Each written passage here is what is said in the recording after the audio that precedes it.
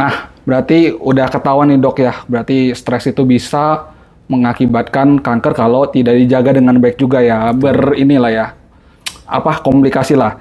Nah, gini dok, juga ada pertanyaan lagi dok. Kenapa sih kanker itu tuh nggak ketahuan loh?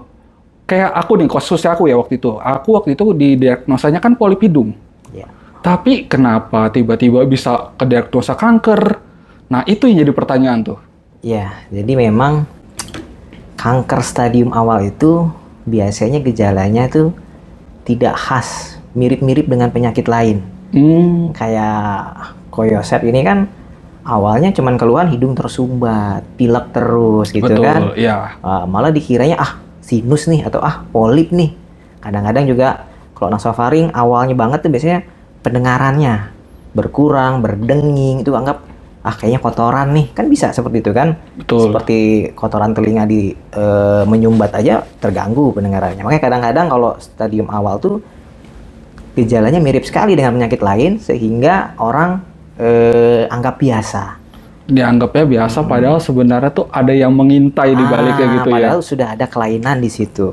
Ya, kemudian pasien itu akan baru cari pertolongan berobat ya, setelah muncul benjolan di leher, mungkin sudah mulai nggak bisa makan, atau hidungnya makin tersumbat jadi sesak. Itu baru cari berobat. Kenapa nih? Nah, muncul benjolan, baru dia berobat.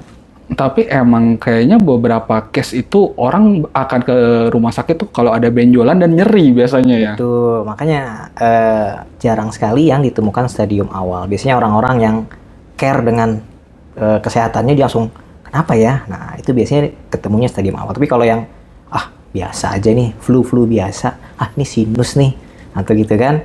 Atau misalnya ini telinga berdenging, nggak apa-apa ini kotoran kali, kayak gitu-gitu kan. Nah, itu biasanya belum cari berobat sampai dia muncul benjolan, kadang-kadang ingusnya campur darah, jadi tambah tersumbat, sesak, suaranya serak, baru dia cari berobat, cari pengobatan ke dokter. Gitu. Soalnya kadang-kadang ya dok ya, emang kan kita ada beberapa yang kayak saya waktu itu kan kesumbat hidungnya, saya minum obat pilek sembuh. Ya. Tapi lama kelamaan mulai itu muncul yang efek lebih parah, makanya baru saya ke dokter. Tapi berarti kalau untuk gini dok, untuk orang awam tuh gimana sih cara tahu itu kita kena kanker apa enggak? Misalnya dari benjolannya, ada nggak ciri-ciri yang paling mudah gitu loh? Dari benjolan di mananya nih? Misalnya kita ada benjolan di leher atau benjolan di tangan gitu. Oke, nah itu yang tadi saya bilang. Kalau ada benjolan di leher, pokoknya setiap ada benjolan di leher kontrol dulu deh ke dokter. Ya, biar dokter lihat ini benjolannya gara-gara infeksi atau memang tumor. Kalau misalnya memang tumornya tumor apa? Jinak apa ganas? Gitu. Kalau memang curiga dia ke arah keganasan, dicari sumbernya dulu. Artinya misalnya benjolan di leher, dicari induknya di mana?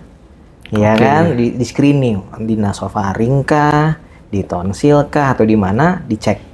Sampai ketahuan, ini ada yang aneh di sini. Nah, biopsinya pun harusnya biopsi di induknya, bukan biopsi di leher. Jadi seperti itu. Jadi kalau memang ada kecurigaan apa, langsung aja ke dokter deh, biar dilihat, dicek. Ya, gitu. Oke.